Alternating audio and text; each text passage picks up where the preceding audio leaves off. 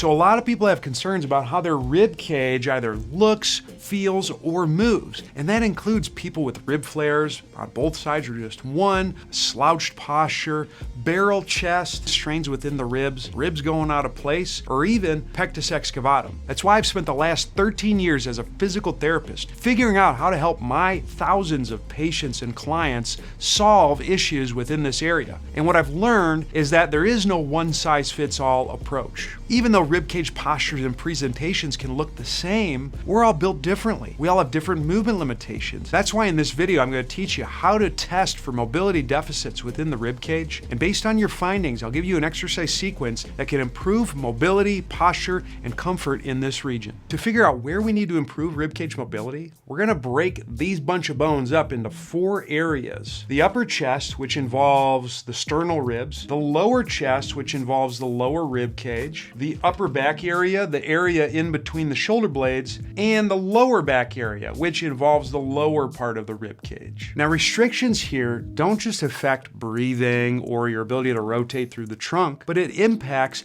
every bone and thing that attaches to this base. That includes the neck, the shoulder girdle, which would include collarbones, your shoulder joint, and more. And here's the cool thing. You don't have to watch yourself awkwardly breathe in the mirror to figure out which of these areas are restricted. You can use shoulder range of motion to test each individual quadrant. We're gonna look at 4 tests, 1 for each quadrant. The key with this is to just let your arm relax into position and not force it. If you force it, you might give yourself a false negative. The first test to look at is shoulder external rotation at your side. This will tell you about upper back expansion. Lie on your back with your knees bent. Get your arm to your side with your elbow bent at 90 degrees. Let your arm fall to the side. The goal is to have around 60 degrees of motion. Next is reaching behind the back. This will tell you about your ability to expand the upper part of the chest. Take your arm and reach behind you, trying to touch the bottom of the opposite shoulder blade. If you can't touch this, or you notice that your back is arching, or your shoulder blade wings significantly,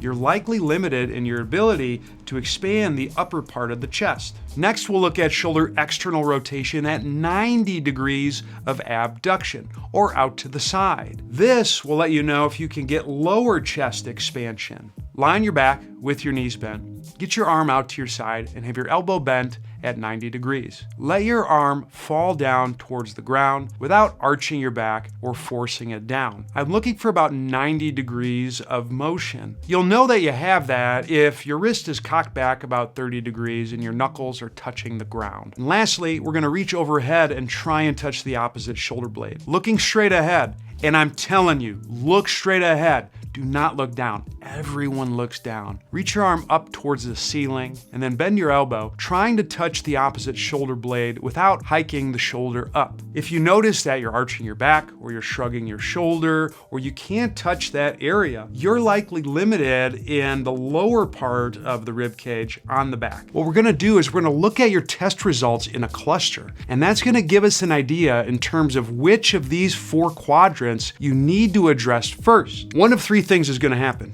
You might get amazing results, and you might have different restrictions that you'll now need to address. So then you can move on to those. Or you'll get slight results, but maybe you need a little bit more time or more challenging movements to address the limitations you have, which I'll show you. Or lastly, you'll be as tight as a tiger. If that's you, I would encourage you to check your technique, make sure you're doing things on point. You might consider going to the hella stiff category, stay tuned, because maybe you are more restricted than you actually thought, or you might want to double down on some of the more passive exercises to address some of the restrictions. With that in mind, let's go into the possibilities you might run into. First category is you hella stiff.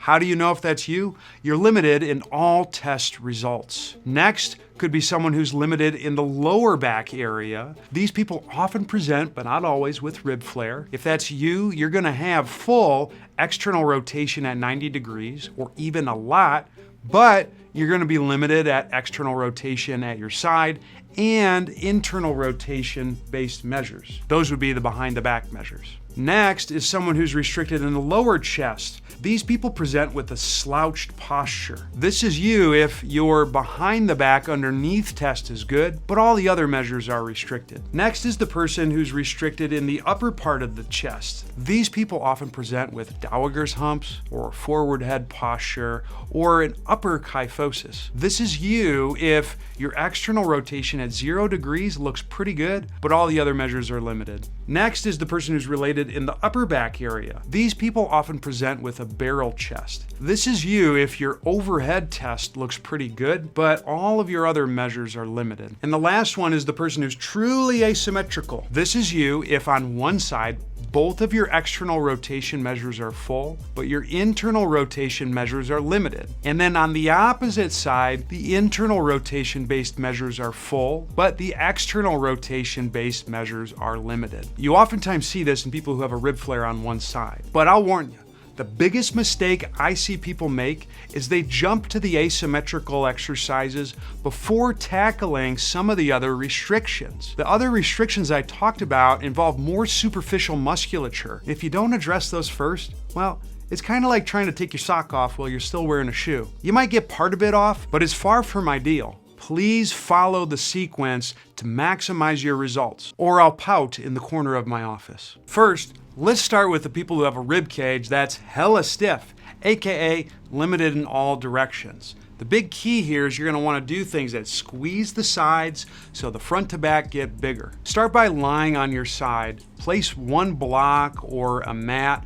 along the rib cage and another one on the pelvis. Take your top arm and reach towards the ceiling with a bent elbow. You're going to hang out in this position for 2 to 5 minutes, making sure you do slow 5-count quiet inhales through the nose and slow, soft 5-count exhales through the mouth. You only want to move about 75% of your air. So for this next move, we're going to use a weight to create that lateral squeeze. Line your side again with your bottom arm out in front of you, and your top arm is going to hold a kettlebell or a dumbbell. Have the top leg at about 90 degrees of hip flexion, and you can rest it on a foam roller so that way you're minimizing any muscle activity. Roll forward so your chest and your pelvis are parallel to the wall. Glance up at the kettlebell and then hold this position for 3 to 4 sets of 60 seconds per side. While you're there, quiet 5-count breaths in through the nose and soft 5-count breaths out through the mouth. This next one's going to teach you how to rotate your rib cage while producing as little tension as possible. Stay on your side with your feet and knees together at about a 60-degree angle at the hips. The arms are going to be out in front of you, atop one another. Quiet nasal breathing only during this movement. Set a timer for 2 to 5 minutes, and you'll slowly slide the top arm along your bottom arm and then your chest. As this is happening, you want your bottom knee to lift up. You're going to slowly roll until you go to the opposite side. And then you'll do this for the time that we set previously. Now, if by some chance all of those are too easy, then you can progress by doing a side hang. For this, you'll want to straddle a bench or a glute ham raise and have your head and your torso parallel to the ground. Cross your arms against your chest and hold this position for 3 to 4 sets of 30 to 60 seconds per side. Ideally, you want to keep the chill breathing during this movement. So slow 5-count in through the nose, soft 5-count out through the mouth. Now, if you've opened up a lot of range of motion with those movements, you might need to start going through the 4 quadrants. We're first going to go after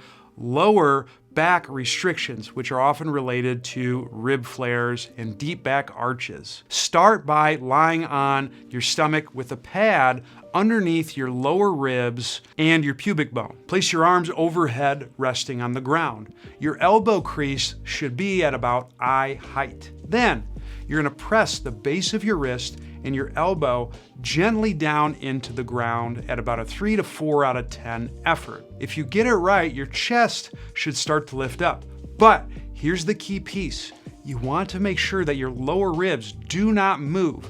They should stay in contact with the pad. or firm pillow, whatever you're using. Maintain this pressure for 3 to 4 sets of 60 seconds. During that time frame, you're gonna do slow 5-count inhales through the nose and soft 5-count exhales through the mouth, only moving about 75% of your total air. It should be pretty chill. If you get it right, you'll start to notice your upper and lower back area moving. For this next move, you're gonna need a Swiss or exercise ball because it's gonna help you contract the ab muscles, which can help shift your weight backwards, opening up the lower back area. Lie on your side with your head supported and place that ball between your knees and your hands. Press your hands down gently into the ball at about a 2 to 4 out of 10 effort. Maintaining that pressure, do the slow 5-count breaths in through the nose and out through the mouth, holding this for 3 sets of 60 seconds per side. And then the last move, we're gonna get the hips into the mix because that'll also help improve lower back mobility. Lie on your back with your hips at a 90-degree angle. Feet will be together and knees apart. Ideally, your waistband should be on the ground. If you notice that your back is arched and you don't feel that area touching, slowly straighten the knees until it does. Take your arms and place the palms up. Raise the arms up to about 100 to 120 degrees of shoulder flexion. Do a slow 5-count breath in through the nose. On the soft 5-count exhale through the mouth, you're gonna gently reach your arms at that angle, at a 3 out of 10 effort at the most, and you don't wanna go to end range. Keep that arm position and do the same slow breaths for 3 to 4 sets of 60 seconds. Now, if by some chance those moves are, too easy, then you can do flutter kicks to destroy your abs, but also open up the lower back area. Get in the same position as you did for the last move, but instead of your feet together, just straighten your knees from that 90-degree position. Do the same reach with the palms facing upward at about 100 to 120 degrees of shoulder flexion. Ideally, the waistband area and low back should begin to flatten. Keeping that there without forcing your lower back flat, you're slowly gonna move your legs up and down, breathing as you did for all of the other movements. The goal over the long haul is to get the legs so they're just hovering over the ground without arching the back. You'll hold this for 3 to 4 sets of 60 seconds. Now, to put in perspective with that move, because this is my presentation, it took me about 3 months to get to that point. So don't rush it. Probably not that good. I know I wasn't. Yeesh. The next ribcage issue we'll be addressing is in the front lower part of the chest. These are the slouched people. Now, the key with this is we want to open up this area without a lot of backside activity, because it's also pretty common for these folks to have some upper back restrictions. So you can start by lying on your side with a yoga block or pad underneath the ribcage and ideally underneath the pelvis. Make sure your head's supported. Place your top arm on your head with the elbow flared out slightly, just before the point that you feel a stretch in your pec or chest muscles. Press down into your head so your bicep starts working at about a 3 out of 10 effort. In this position, take a slow 5-count breath in through the nose and a soft 5-count exhale through the mouth. You're only gonna move about 75% of your air. Hold this position for 3 to 4 sets of 60 seconds per side, doing those slow breaths. For this next one, you'll need a firm pad or pillow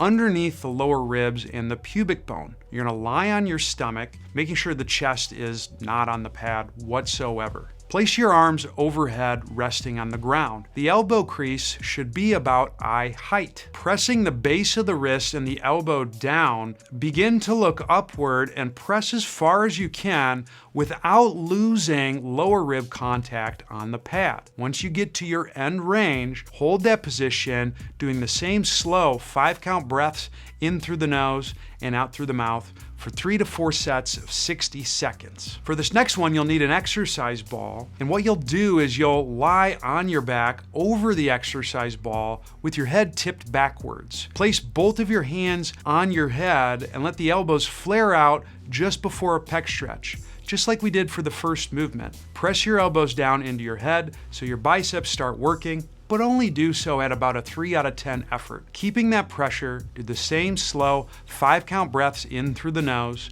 and 5-count breaths out through the mouth for 3 to 4 sets of 60 seconds. Now, if those moves are, too easy, then you want to try some hanging to really open up the chest. Grab onto a bar with your feet supported and just let your body sag downwards. You're gonna stay in this position for 3 to 4 sets of 60 seconds. Do the same slow breaths like we did for all the others moves. And if that is still too easy, then what I would do is just let the legs be free, unsupported on a box as you do the same sets and reps. Now that we've addressed the lower, let's now go into the upper chest. Remember, these are the people who likely have some sort of dowager's hump or a forward head posture. We're actually going to start with the same movement we did for the last category. So for this, you'll want to place a yoga block long ways on the rib cage and one on the pelvis. Lie on your side with your head supported. Take your top hand, put it atop your head, and flare your elbow out just before the point that you start to feel a stretch in your chest muscles. Press your hand down into your head so your bicep starts working at about a 3 to 4 out of 10 effort. Do a slow 5-count breath in through the nose and a soft 5-count breath out through the mouth. You're only gonna move about 75% of your air. Hold this position for 3 sets of 60 seconds per side. For this next move, you'll wanna lie on your stomach with one arm out to the side with the elbow crease about eye height, and then have your knee just barely out to the side. Turn your head towards the arm and leg that are facing out. Don't make the mistake of bringing your leg way up, keeping the opposite lower rib in contact with the ground. You want to gently press the base of your wrist, your elbow, and your inner knee down into the ground at a 2 to 4 out of 10 effort. Keep this pressure and do the same slow 5-count breaths in through the nose and 5-count exhales through the mouth for 3 to 4 sets of 60 seconds per side. And for this next one, you'll want to be on an inclined surface like a bench, but you could also use a recliner. Get on this surface and lie back at about a 45-degree angle with your arms at your side with the palms facing upward. For an added benefit, you can hold some weights in your hand. Just make sure you don't crunch as you do this. Hold this position, doing the same slow breaths like we did for all the other moves, 3 to 4 sets of 60 seconds. And if by chance those moves are too easy, then what you can do is this backward bend exercise where you're over a Swiss ball lying on your back.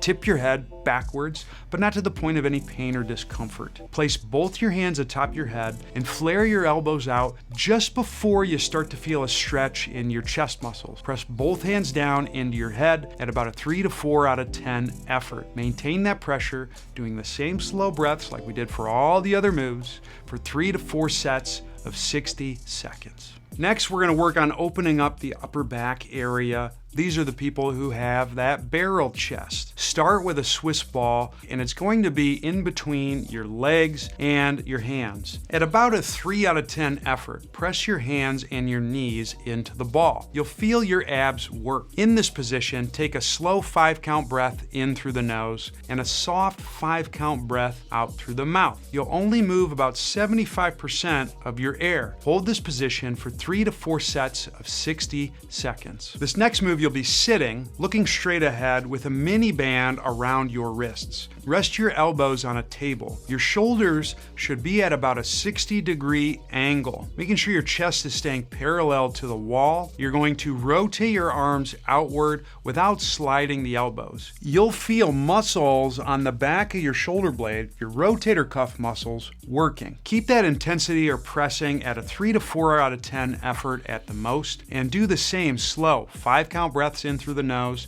and soft 5-count breaths out through the mouth for 3 to 4 sets of 60 seconds. For this next one, you'll want to channel your inner Limp Bizkit and keep rolling.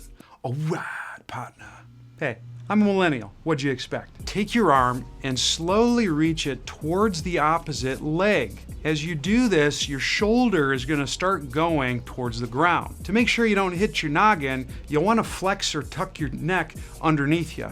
And you'll roll slowly over the shoulder. For an added benefit, you can slowly inhale as you perform this roll, and then exhale when you get to the start. Try alternating doing these rolls side to side for 3 to 4 sets of 3 to 6 rolls per side. Take your time and go slow though, because it's easy to get dizzy with that one. Now, if by some chance those cluster of moves are too easy, then you can try one of my favorites, the Cicinelli turtle roll. This, you want a yoga block between your knees and your elbows. So your knees will be together and your elbows will be together. Start long first. Then, as you roll backwards, you're gonna inhale, roll forwards, you're gonna exhale. The goal is to get up. Now, in the beginning, a lot of people have a very difficult time with that. So I do about 10 attempts before taking a break. Your abs might get torched in this one, and I won't even charge you extra for it. Once you're able to get up with the block in the longest setting, you can up the difficulty by changing the distance between your elbows and knees by moving the block. Now, if you've made it this far and you've addressed some of your superficial restrictions, it might be time to actually do some asymmetrical stuff. This, for you folks who have uneven rib flares, this is where you'll want to end up. To determine which side you should do, you'll want to use the one that has an internal rotation restriction as your reference point. Start by lying on your stomach with one knee out to the side and the opposite arm out to the side with the elbow crease about eye height.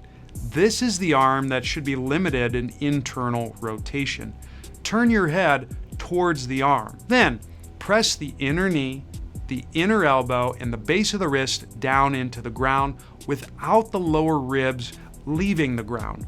Keep this pressure at about a 2 to 4 out of 10 effort at the most.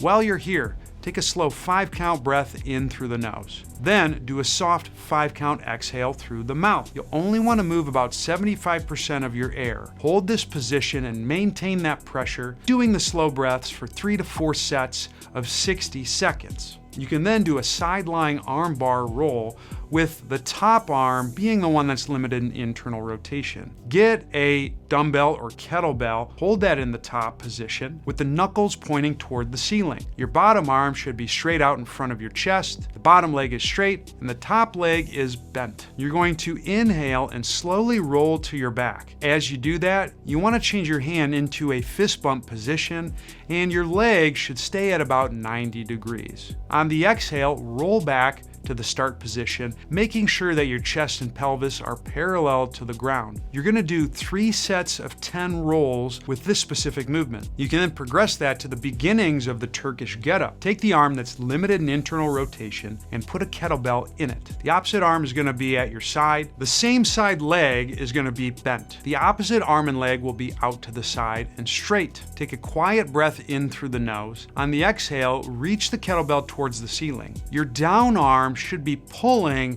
through the elbow to rotate you up. Then inhale and slowly lower yourself back to the start position, thinking about moving one segment at a time. Do 3 to 4 sets of 6 to 8 reps. Your effort level at this should be a 6 to 7 out of 10 at the most, because remember, we're trying to gain motion, not necessarily build strength with these movements. And if by some chance those moves are too easy, then you can do this bird dog slide variation, which is brutal. The arm that's moving should be the one that's limited in internal rotation. Start on hands and knees with your body sagged towards the ground. Get weight on the base of the wrist and the thumb and the kneecap. Take a quiet 5-count breath in through the nose. During the 5-count exhale, use those points to push your entire trunk upward, but only about halfway. Do not make the mistake of overreaching to where you're crunched. Maintaining this pressure, you're gonna take another inhale, but this time, shift your weight